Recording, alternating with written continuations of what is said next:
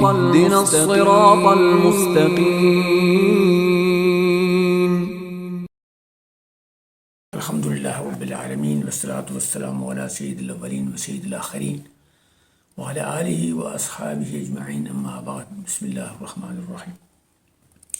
سورہ یوسف کی جو آخری آیات تھی ان کا کچھ ذکر رہ گیا تھا، اس کے بارے میں گزارش کرنا چاہتا ہوں، اور یہ بڑی اہم ہے. اور اس میں آخری جو آیت ہے وہ بڑی اہم ہے، میں ذکر کرنا چاہتا ہوں.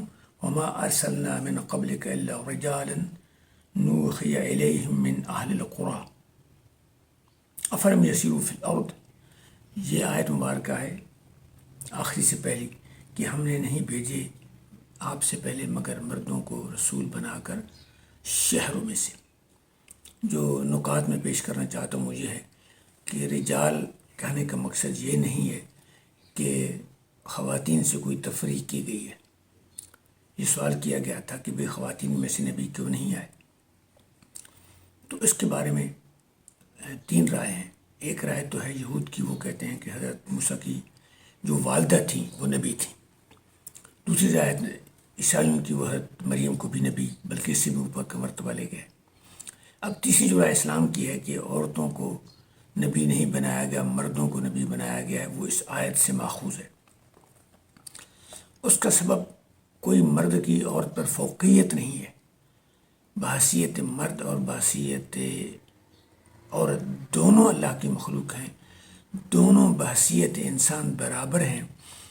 دونوں اپنے اعمال کا قرآن مجید میں بارہا ذکر آیا ہے کہ جواب دیں. دونوں، وہ کرے گا اچھا تو وہ اچھا پائے گا، وہ اچھا کرے گی تو وہ اچھا پائے گا. اس کے لیے اس کے اعمال مرد کے لیے، اور اس عورت کے لیے اس کے اعمال جو اس نے کی ہیں. بار بار یہ ذکر آیا. گھر کے مینجمنٹ کے لیے چونکہ مرد نے کمانا ہے اور ساری چیزیں پرووائڈ کرنا ہے تو اس کو ایڈمنسٹریٹو ذمہ داری دی گئی ہے، لہٰذا اس کو تھوڑی سی پاور دی گئی ہے، ایڈمن پاور دی گئی ہے.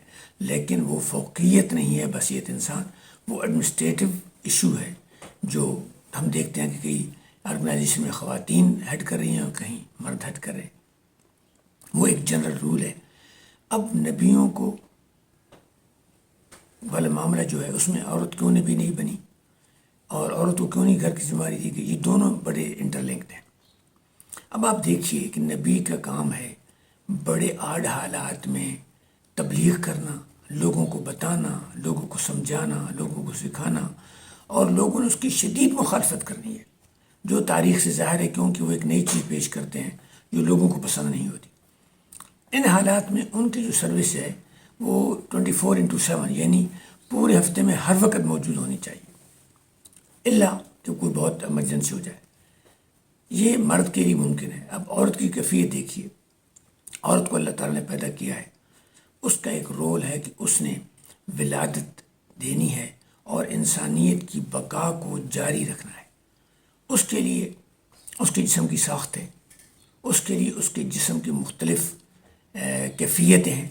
مثلا ماہواری کی کیفیت ہر مہینے میں 1 ہفتہ، اس دوران اس کی طبیعت مزمحل ہوتی ہے.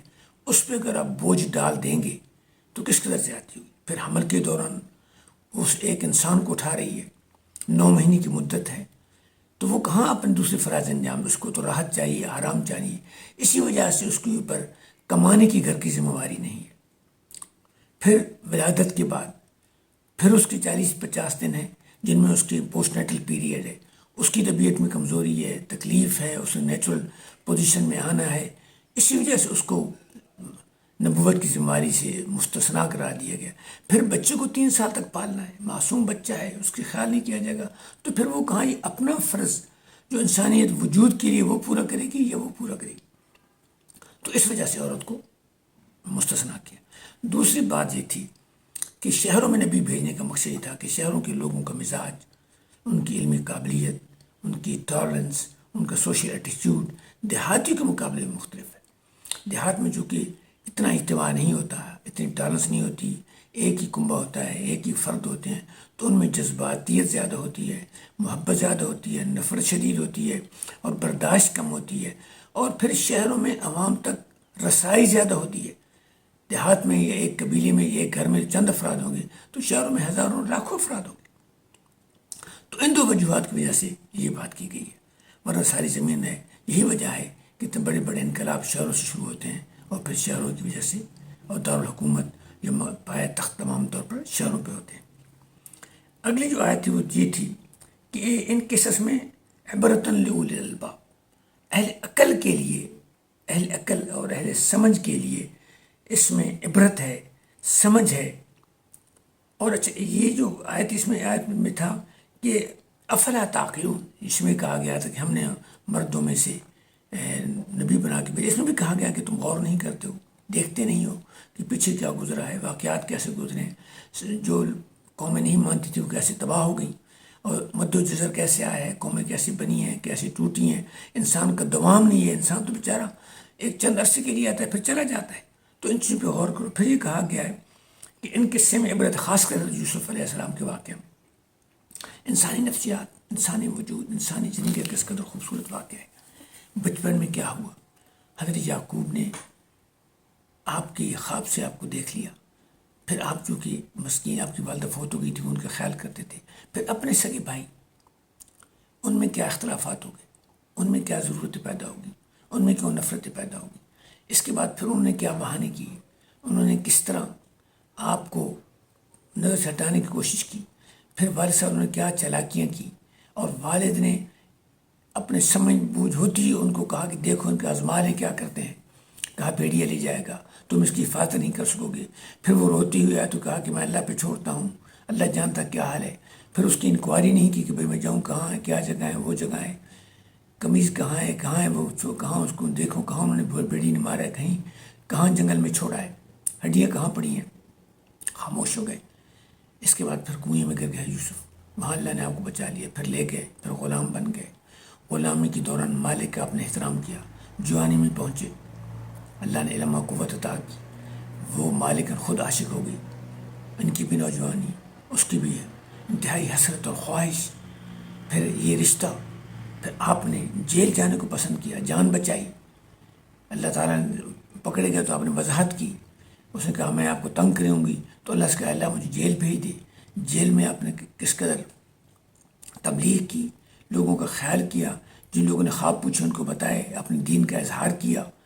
پھر وہ لوگ چلے گئے، پھر وہ پوچھنے کے لیے تو آپ نے یہ نہیں کہا کہ میں نہیں بتاتا، آپ نے ان کو بتا دیا، یعنی وہ سطح قلب دیکھیں، وہ سطح نظر دیکھیں۔ پھر جب بادشاہ نے کہا آئیں اس کو مسئلے کو حل کریں، تو کہا میں نہیں چاہتا جب تک آپ میری انکوائری کر کے مجھے بے گناہ نہیں کریں گے۔ شواہد آئے، آپ کو بے گناہی ثابت ہوگی، پھر آپ گئے، پھر آپ نے خلق خدا کی ضرورت کے تحت آپ نے وہ سنبھالی۔ اس دوران آپ نے بڑا کردار ادا کیا، بھوکے رہے، بادشاہ کو بھوکا رکھا، بادشاہ نے ان کو پوری بادشاہی دے دی۔ پھر گھر والے آئے، کس قدر فراخ دلی کی، انہیں بھائیوں سے کوئی بدلہ نہیں لیا بلکہ ان کا مال واپس کر دیا۔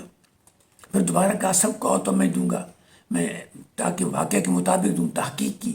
کہا جاتا ہے کہ حضرت یوسف علیہ السلام نے یہ اکاؤنٹنگ کا پروسیس شروع کیا، انوینٹری مینجمنٹ کا پروسیس شروع کیا، اتنی اچھی مینجمنٹ کی کہ 6 سال کا انتہائی وافر ذخیرہ اتنے اچھے طریقے سے مینیج کیا کہ گندم میں کوئی گھن نہیں لگا، کوئی بیماری نہیں لگی، کوئی نقصان نہیں ہوا، اور وہی 6 سال آگے استعمال ہوتی گئی، جو آج ہم اس ماڈرن تکنیک کے ہونے کے باوجود نہیں کر سکتے ہیں۔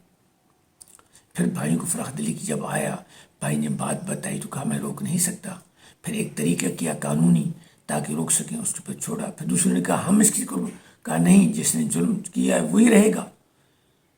پھر دوبارہ وہ آئے تو پھر کہا کہ بھئی تم نے کیا کیا، پھر کہا جاؤ میری قمیض لے جاؤ۔ اب قمیض جب جا رہی ہے تو روحانیت دیکھیں، یعقوب کہہ رہے ہیں کہ مجھے خوشبو آ رہی ہے، ان کے بچے کہہ رہے ہیں ابو جی آپ تو وارفتہ ہیں، ابھی تک یوسف کو نہیں بولے، وہ تو قصہ پاری نہ ہے۔ پھر 10-12 دن کے بعد قمیض آ گئی، آپ کی آنکھوں میں بصارت آ گئی۔ پھر کہا سب آ جاؤ، سب چلے گئے، سب کو ویلکم کیا، سب نے سجدہ کیا۔ پھر آپ نے اپنے ساتھ جو واقعات تھے ان کی بتائی بات، لیکن کنویں کی بات نہیں بتائی، جیل کی بات بتائی تاکہ ان کو احساس شرمندگی نہ ہو۔ تو یہ طریقے سے ہم سبق سیکھنا ہے، ہمارے نبی صلی اللہ علیہ وسلم کا کردار بھی اسی طرح ہے۔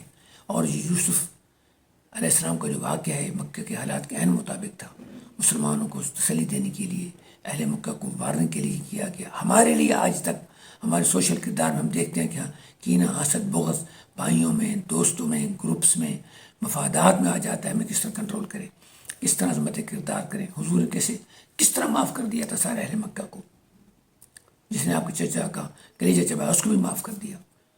تو یہ ہے طریقہ، یہ ہم سے سیکھنا جس سے چاہیے یہی خوبصورت قصے ہیں جن میں عبرت ہے، جن میں رہنمائی ہے، جن میں ہدایت ہے، نشاندہی ہے، اچھی زندگی گزارنے کے لیے آج تک اور قیامت تک اللہ نے بیان کیے ہیں۔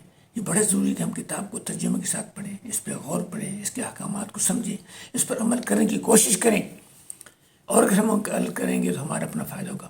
اللہ تعالیٰ آپ کو اور مجھے اس پر عمل کرنے کی توفیق عطا فرمائے، ہمارے گناہوں کو معاف فرمائے، امت مسلمہ کو عادل اور نیک حکمران عطا فرمائے، ہمیں اسلام کا پیغام ہر تک پہنچانے کی توفیق عطا فرمائے، ہمیں لوگوں کے لیے بھلائیاں اور آسانیاں پیدا کرنے کی توفیق۔ اللہ تعالیٰ ہمیں یوسف علیہ السلام اور اپنے نبی علیہ السلام کی طرز زندگی سے سیکھنے کی، اس کے مطابق عمل کرنے کی توفیق عطا فرمائے۔ وما علینا الا البلاغ المبین۔ انشاءاللہ اگلے ہفتے میں ملاقات ہوگی۔ السلام علیکم ورحمۃ اللہ وبرکاتہ۔